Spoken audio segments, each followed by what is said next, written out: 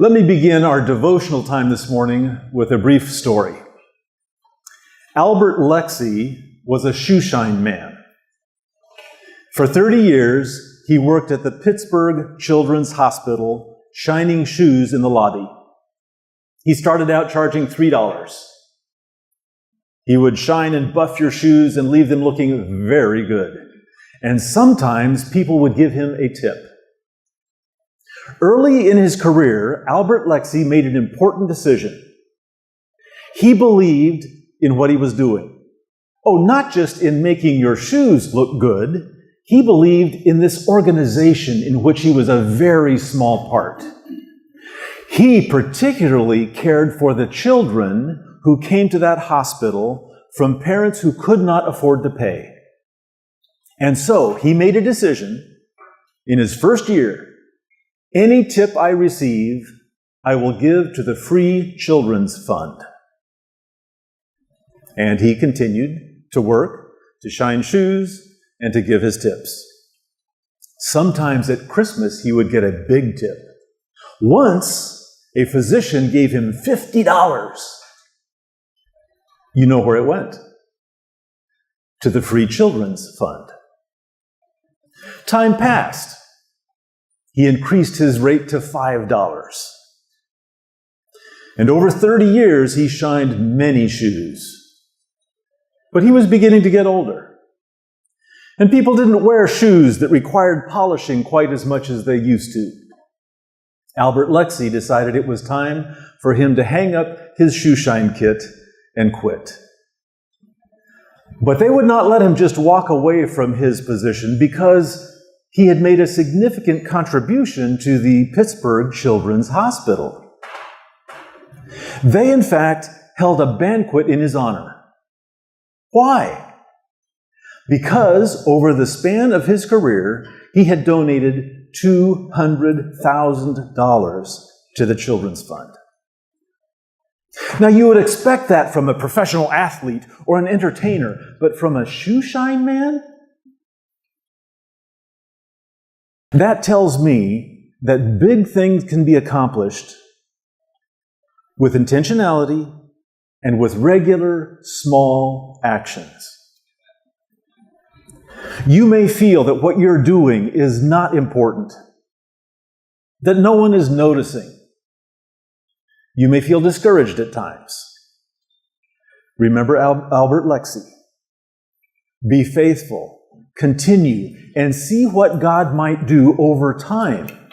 It may be quite different than even you are aware of. I'm reminded of a verse of Scripture, Galatians chapter 6, verse 9. He says here, "Let us not become weary in doing good." Oh, yes, it's important that what you're doing is good. You don't want to be doing evil. You don't want to continue persistently doing the wrong thing, but if you're doing the right thing, if God is leading you, then stick with it. Let us not become weary in doing good, for at the proper time, we will reap a harvest if we do not give up. That's an important word, isn't it? If. You will reap a harvest if you do not give up. Are there times when you're tempted to give up? Well, if you're anything like me, you are tempted at times. Because this life is difficult. It's hard. And ministry, in particular, is filled with setbacks, promising opportunities that seem to close in front of you. Something you would look forward to, given a lot of your time and energy to, all of a sudden evaporates. Where is God then? He's with you. He may be guiding in ways that you don't see, but He is still guiding nonetheless. And we must believe, no, in fact, we must continue. We will not become weary in doing good, for at the proper time. What is the proper time? It may not be today. My timetable and God's timetable are many times quite different. But at the proper time, in God's time, we will reap a harvest if we do not give up. Let's pair that passage with one other that has encouraged me countless times in this ministry walk. It is found in 2 Corinthians chapter 4, beginning in verse 16. And I'm guessing that every one of us will apply these words to our own experience. Your experience is different than mine, but I think we will all find encouragement as we are reminded of what Paul has written to this group of believers in another time, another place, but still applies to us today. Therefore, we do not lose heart. That's a similar sentiment, isn't it? Don't stop doing good. He's saying, therefore, we do not lose heart, though outwardly we're wasting away. Yet inwardly we are being renewed day by day. There's a difference in what is going on the outside, what everyone else might assume is happening, but there's a difference with what's going on the inside. And we're going to talk about that a little bit more over these next couple of days. How do we make sure that we're paying attention to what's going on the inside of us? Outwardly, we may be wasting away, but inwardly, we're being renewed day by day. And how can that happen?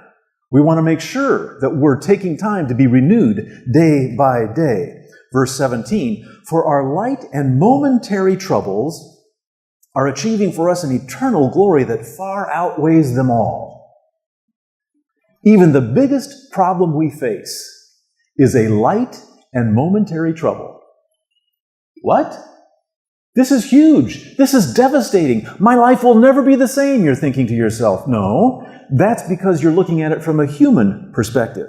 From God's perspective, your most difficult experience is still a light and momentary trouble. We must look at it from the perspective of God's great eternity. So our light and momentary troubles are achieving for us an eternal glory that far outweighs them all. Now, verse 18.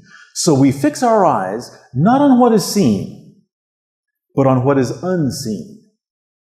For what is seen is temporary, but what is unseen is eternal.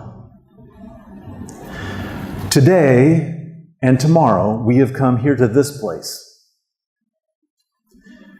I am praying that God will help us to focus, yes, on those things that are seen, but also on those things that are unseen. To help us have His insight into our experience, into how we can better engage and pursue and be God's agents of change in this place, Hong Kong or wherever you serve. Yes, we will fix our eyes, not on what is seen, but on what is unseen. And at the beginning of this day, let's do exactly that. I'd like you to slip over close to the person next to you and spend a few moments praying for them.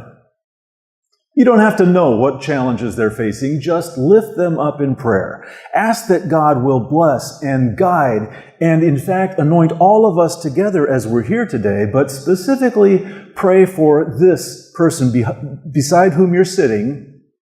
Pray for each other. And once it appears that we have said what we need to say to God and ask His blessing and direction on this day, then we will move on with the rest of our time together. Listen for the piano. That will be your idea that we